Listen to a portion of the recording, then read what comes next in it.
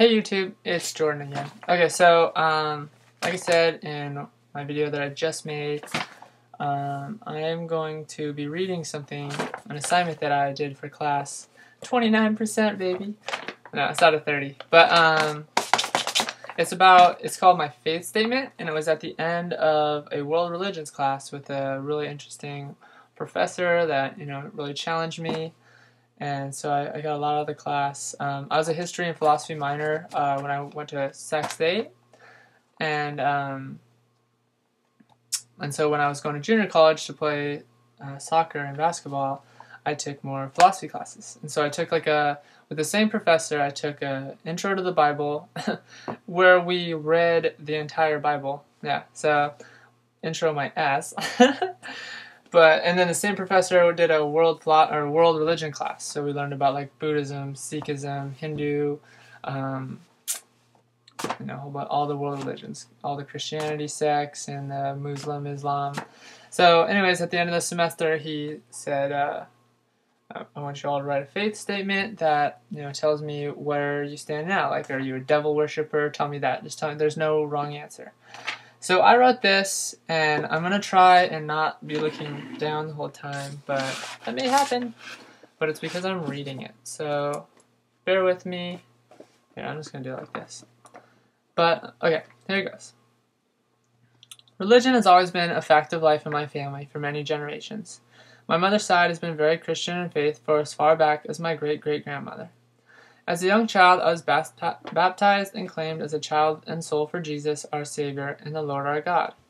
It was not my own faith, but I believed it to be.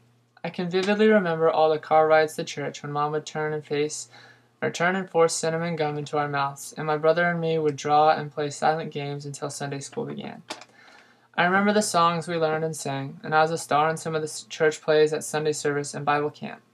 But at a very young age, I started to question certain things, like the matter of forever, and not so much the matter of forever in the future, but that God has always been around. And I did not want to live forever, no matter how great heaven was.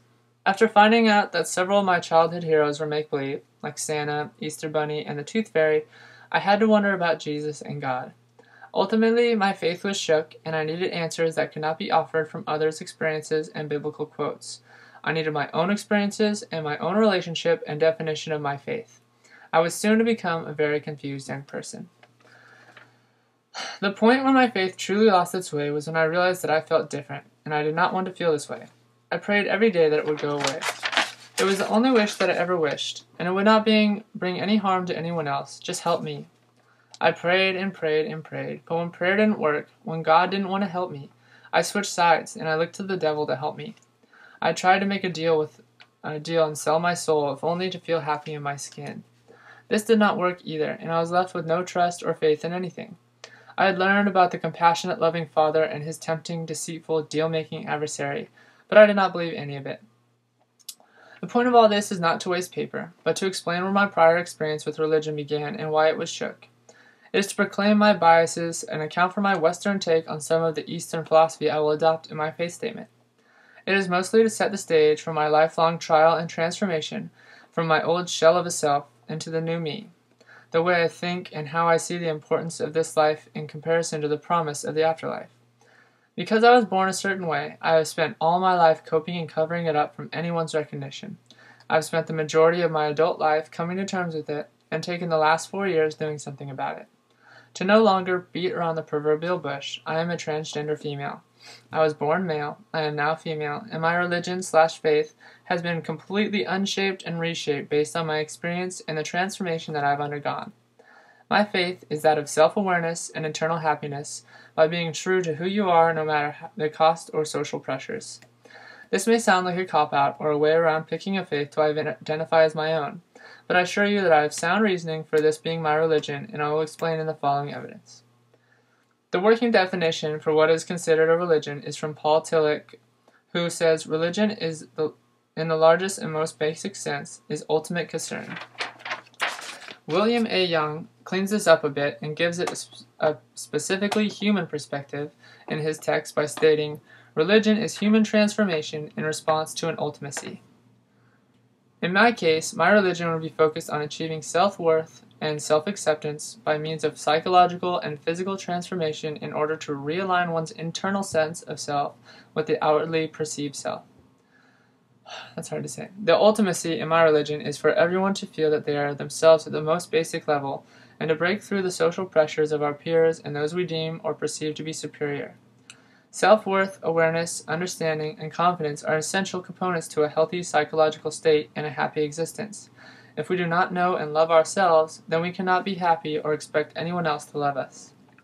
Now, the reason that I feel this is not just something to strive for like most people may feel, is because for me, as well as for many others who identify with a gender that does not match their 23rd chromosomal pair, this ultimacy requires a transformation and a transcendence of self into another state of being.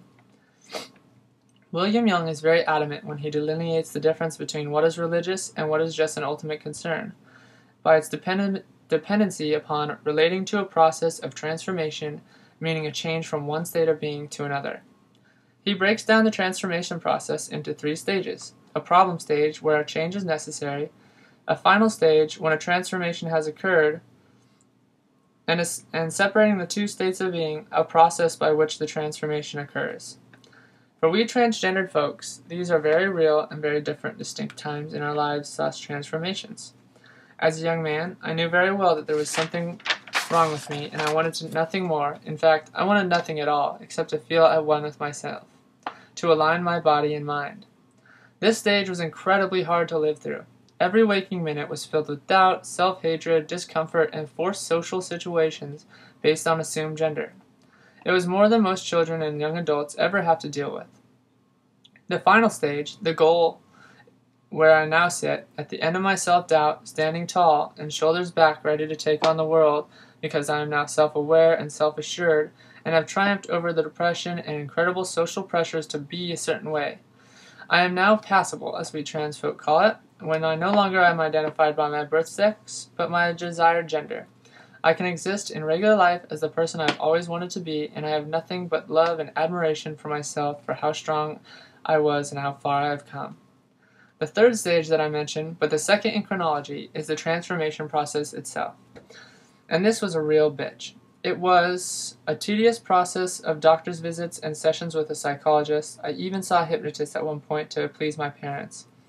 Upon my correct diagnosis of being transgender, I was on my way to self-acceptance and oneness, but it would be a tremendously long and individual effort. My process of transformation involved much time by myself and much patience. I sat around and waited for my body to change, for my mind to lose its male ideologies and attitudes, to shed my ego and superego and to become androgynous, or without obvious gender, and then to assimilate and take on a more female role in society. As I said, this process was very long and slow, almost felt like I was going nowhere, and only through self-assurance and the commitment to the cause did I press on some days. Much like Buddhism, my religion is very focused on the self-transcending the pain and suffering that is this life, and having our torment extinguished as we find our nirvana, our state of peace. I did not exactly meditate, but I did much self-reflection. I had to shed myself of the accepted and expected behaviors, and allow myself to blossom out from under my own skin like a butterfly pushes out its own cocoon. I kept a very good record of my self-reflections and realizations and posted a video diary of my transition on YouTube to let others learn from me and my pursuit of oneness. I have personally counseled over 100 transgender people in their own transition. I can honestly say that my religion, my ultimacy, has helped others like me find their own way to nirvana. In a way, this is similar to Chinese Buddhist idea of a bodhisattva, who has achieved nirvana but who stay in this life to aid others in their individual quest for release. My religion may be dismissed by some, if not most, due to its lack of spirituality or concern with the afterlife or the existence of God. But again, I must cite my Western version of an Eastern notion. The afterlife is not the promise of this life, it is the goal at the end of the struggle of this life, to transcend into another, more harmonious state of being rather than to sit alongside a white Judeo-Christian God. I do not concern myself with him because, in my opinion, if there is a God, he or she does not concern themselves with me. It is my experience that if God does exist, it does not interfere in the daily lives of we humans, and how could it? In my philosophy classes, I came across an argument that has reshaped my stance on God. If there is a God, and he is so infinite in all dimensions, in knowledge and power and time and space, then there's no possible way that we as humans can ever define that being with our concepts of time and space. He would exist beyond our conception and perception, and it is impossible to make something infinite known through a finite definition. It follows that if he were so perfect, then he could have no bad qualities. Perfection implies lack of imperfection, so therefore he could not be a deceiver. This would be malicious in nature. Since he could not be a deceiver, it follows that he cannot interfere in our lives, for helping one person or people might disadvantage another. All this brings me to the point that if there is a God, and if he is perfect and omnipotent and omniscient, then we can never know him or define him, and he can never help us or interfere in our day-to-day life or lifelong struggles.